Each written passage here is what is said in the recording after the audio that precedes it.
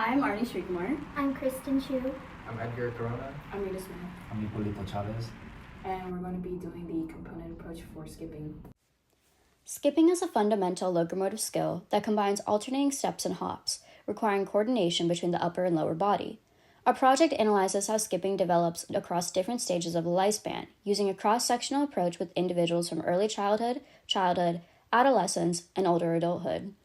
The component approach breaks down skipping into individual parts to evaluate different aspects of the skill and to determine developmental stages. This helps us understand how specific movement patterns change with age and experience. Skipping indicates coordination and balance, crucial skills in early motor development. It also contributes to physical literacy, cardiovascular fitness, and muscle strength, making it essential for a healthy lifestyle. We analyze the performances of 4 individuals: early childhood, age 5, childhood, age 9, adolescence, age 12, and older adulthood, age 71. We also included 2 of our own performances to show who the least and most skilled is out of our group. The component approach was created by Robert and Halverson. Robert and Halverson's developmental approach describes changes that are expected to occur within each body segment. It also breaks down each body segment into components or steps that is needed to complete the action. Skipping consists of a forward step followed by a hop on the same foot. In addition, the leading leg alternates. Skipping requires both motor tasks, stepping and hopping, to be accomplished on the same foot before the body's weight is transferred onto the other foot. The developmental approach for skipping involves both leg and arm components. According to Payne and Isaacs, Robert and Halverson break down the leg and arm action components into 3 steps. Alright, so here's Kristin performing the skip. As she performs the skip, you can see the movement happening with both her arms and her legs. The arm and legs are moving simultaneously to perform the skip. If we break the movement into leg components, you can see step 1, which is 1-footed skip. Then she goes on to step 2, which is a 2-footed skip, while landing flat-footed if the motion was to stop there. But since she's not stopping the motion, there she is going to move on to the 3rd step, which is a 2-footed skip while landing on the ball of her foot so that she can prepare for the next skip. If we break it down for the arm, we see the 3 steps for the arm action component. The first step is bilateral assist, in which the arms pump bilaterally as the weight is shifted. The second step is semi-opposition. The arms first swing bilaterally, and at some time in the arm cycle, both hands are in front of the body. And the 3rd step is opposition. So we can see Kristin performing the 3rd step. The arm and the leg opposite to each other both pump up contralaterally. Bernstein's ideas on motor coordination focuses on 3 stages of learning: freezing degrees of freedom, releasing degrees of freedom, and exploiting degrees of freedom. These stages describe how individuals gradually develop control and efficiency in movement over time. In stage 1, the freezing stage, individuals limit joint movements, causing inconsistent, inflexible, and inefficient movement patterns. There's low range of motion around the force-producing joints such as the shoulders and hips, which is common for beginners who are trying to control a new skill by stiffening up. Stage 2 is the improvement stage, where learners begin to release some constrained degrees of freedom, which increases range of motion around force-producing joints, leading to smoother and coordinated movement patterns. In the final stage, the learner masters and exploits all available degrees of freedom, which leads to maximal range of motion. Individuals adjust their bodies to the environment to produce consistent, flexible, and efficient movements and actions. They use the kinematic chain, where all parts of the body work together to achieve peak coordination and efficiency. These stages highlight the processes of learning and mastering motor skills, from inefficient attempts to optimal expert movements. This is a 5-year-old participant, and he demonstrates stage 2, releasing degrees of freedom. This is a slowed down video of the participant landing on the left foot, lifting off with the same foot and landing back on it again. Although the participant displayed irregular and inconsistent alternation between leg and arm swings, he shows step 3 of the leg action component, also known as the two-footed skip, where he lands on the ball of his foot before weight is transferred to the other foot.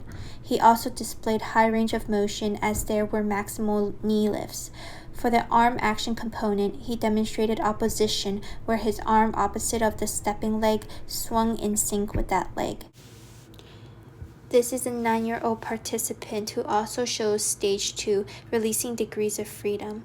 Her skips were more consistent and utilized more joints than beginners. She alternates her legs while skipping, landing on the ball of her foot before weight is transferred to the other foot. Though her arm swings had some stiffness, it was controlled for balance. In addition, the arm action component exhibits opposition as her arm opposite of the stepping leg swung in sync with that leg. Overall, this stage reflects progress towards smoother and more coordinated skipping than stage 1 as she controlled more degrees Next of up, freedom. we are assessing 18-year-old Samira. They are in the later stages of Bernstein's learning model. Samira is in the third stage of Bernstein's model. They are seen freeing the degrees of freedom around the force-producing joints. As I assess Samira, I'm looking for consistency, flexibility, and efficiency. When we break it down, for the leg action component, they are seen doing step 3, the two-footed skip with the ball of the foot landing, as the weight is transferred to the other foot before the heel touches the ground. For the arm action component, they're exhibiting step 3, opposition. You can see in unison with the stepping leg, the arm on the other side, the opposite side, swings up and forward. When the stepping leg makes contact with the ground, the arm turns back.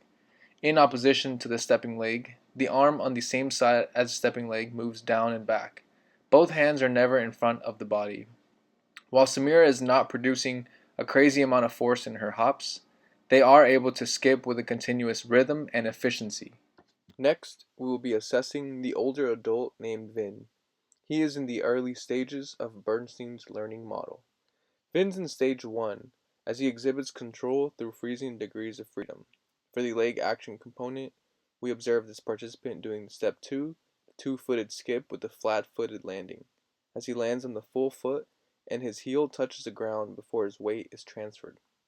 Additionally, you can see there's not much hip flexion during the hop portion of the movement, as Vin keeps his knee below waist level. His ankle does not plantar flex enough to cause significant elevation off the ground. Overall, Vin lacked fluidity in his movement. As for the arm action component, he does not depict any steps of the arm action components, thus simplifying the movement. Due to the freezing of joints, the participant produces a low range of motion around the force-producing joints.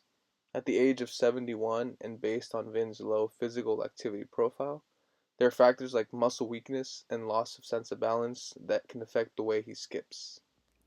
Now we are assessing the performance of Aarane, the least skilled participant in our group, focusing on her skipping technique using the component approach. In the video, she tends to skip by matching her arm and leg with each hop, indicating that her coordination for skipping is still developing.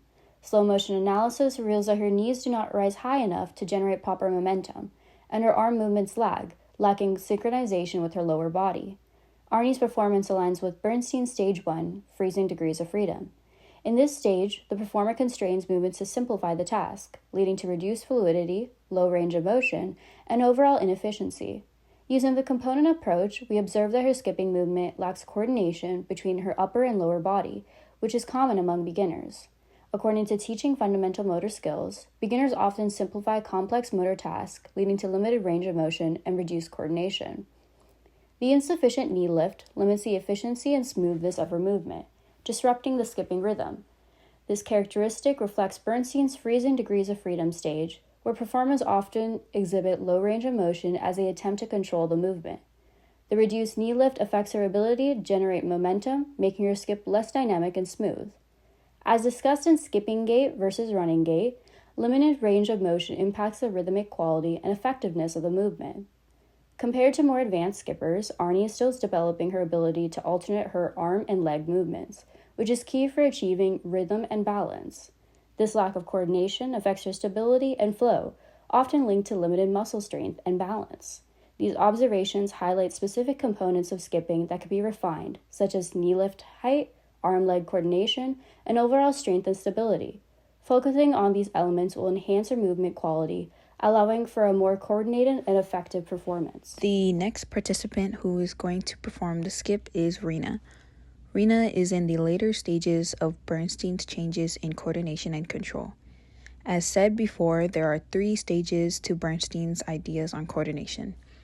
Riina exhibits Bernstein's 3rd stage, which is labeled as exploit of degrees of freedom. As Riina is skipping, she is using the maximal range of motion around force-producing joints, which would be the ankle. She also exhibits maximum range of motion at the hip and elbow to allow more momentum for the up motion of the skip. The degrees of freedom for her ankles are freed and in no way restricted in order for Riina to reach or perform the skip adequately. Her hips are also using the maximal range of motion to provide for more airtime. Riina makes sure that her leg is not restricted so that there is more height in the skip. Her elbows are flexed to provide more airtime from the arms pumping up. We chose Riina as the most skilled for the skip because she exhibits the best form. If we compare Riina and Aarane's skip, we see the difference in form. Aarane skips ipsilaterally with her hands and legs. Aarane is the least skilled because she exhibits Bernstein's stage 1, freezing degrees of freedom. The optimal form for skipping would be the hands and legs moving contralaterally as Riina exhibits. Because of Riina's background in physical activity and sports, during her adolescence, she is able to perform the skip with mastery. According to Colvin, Marcos, and Walker, the critical elements for skipping involve the eyes and body, step and hop, arms, flight, and glide. Riina's eyes and body look in the direction of travel, while her body maintains an upright position. She steps and hops on the same foot. Her arms move in opposition to her feet, and both feet are temporarily off the ground for flight. During flight, her non-support leg is bent as her hopping leg leaves the ground. Riina's body also glides or moves with a smooth, rhythmic motion. Carl M. Newell was a psychological researcher who believed that the domains controlling motor movement could be separated into 3 different outlines, these constraints being labeled as individual, environmental, and task. Individual constraints are often personal and are manifested both internally and externally, even being referred to as organismic instead of individual in an attempt to highlight the singularity of these constraints. These internal and external forces are formally described by Newell as individual structural and individual functional constraints. An example of individual structural constraints would be the aging body of Vinh Trong, our oldest participant, the growing body of John Doe, our youngest participant, or the lack of explosiveness off the left leg for Samira Osborne, our adolescent participant, due to a recovering anterior cruciate ligament or ACL tear. As seen through the examples, these constraints are often linked to one's physical vessel. Some examples of individual functional constraints would include the reluctance of participation from Jane Doe, our childhood participant, due to the activity being too boring, or Vinh Trong's fear of sustaining an injury during their participation for this project. Other constraints under this umbrella not expressed through our participants include social dysphoria and anticipatory deficits. Social dysphoria is the feeling of discomfort due to the concern of social perception, which can cause extreme stress in an individual. Anticipatory deficits are commonly linked with mental disorders such as schizophrenia, in which an individual affected can struggle with experiencing satisfaction from future activities, commonly doing what's best for themselves in the moment. Next are environmental constraints, which are manifested through one's own surroundings. Some examples of these environmental constraints can include the poor weather on days that we recorded, which resulted in some inside videos, loud sounds in the form of wind, thunder, and rain, or the different surfaces being practiced on, such as tile, asphalt, and synthetic rubber. These external factors are often associated as such and can have some of the most dominant effects on movement outcome due to its difficulty in containment and manipulation. Other examples of environmental constraints found in other sports-related movements can include things like lack of space, or number of people in said space. Crowded environments, such as sports like basketball, who play a very physical form of defense on an opponent, can disrupt a player's movements due to a lack of space. Here we have a clip of the genetic freak Victor Wembanyama on the San Antonio Spurs looking to bully the Charlotte Hornets defense. Now usually this would be an easy bucket for the 7'3" alien from outer space. Victor has been known to dominate defenses in 1v1 and even 2v1 scenarios, but here, the persistent buzzing, active hands, and lack of space from Charlotte eventually forces the ball off his hands. Another environmental constraint could be bright lighting. According to laserpointersafety.com, bright lighting environmental incidents happen a lot more than you think. On July 7th, 2021, England and Denmark were in a Euro quarters-finals match. With only minutes left on the clock and it tied 1-1, English goal-scoring god Harry Kane has the chance to put his team up and go on to the final. Standing in his way, however, are the dark horses of the tournament, Denmark, and their ever-so-competent goalkeeper, Kasper Schmeichel. Before the whistle, however, an English supporter was seen shining the green laser pointer in the face of Schmeichel before he eventually saved the initial penalty, but failed to save the follow-up shot from Kane. A rightfully upset Danish fanbase expressed their outrage on social media, with Schmeichel verbally telling the referee before the penalty, but not directly dubbing the laser distraction as the reason for his team's loss. Last but not least, we are left with task constraints, which include the goals, rules, and equipment associated with whatever movement is taking place. Some examples of task constraints could be described as the specific, or different, directions given to our participants by group members, which could include the speed and duration of which an individual was supposed to skip.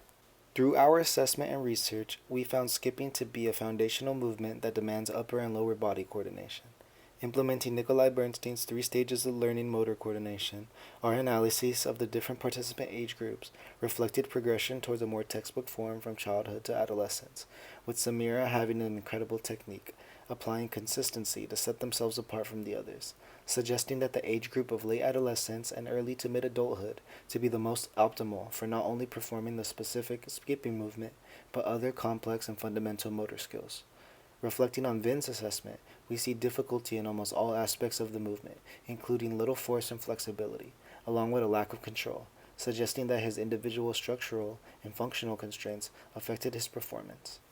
Moving on from our participants, we turn to our most and least skilled group members, Riina and Aarane. Aarane, our least skilled group member, struggled with alternating basic stability and explosiveness off her feet, while Riina, on the other hand, our most skilled group member, showed great fluidity of available degrees of freedom using skilled control over force-producing joints like hips and ankles. Because of both groups' proximity and age, it is critical to take away that any experience and lifestyle set the two apart, with the number of years ultimately not mattering much in this specific example. Thank you again for watching, and we hope you enjoyed. Bye.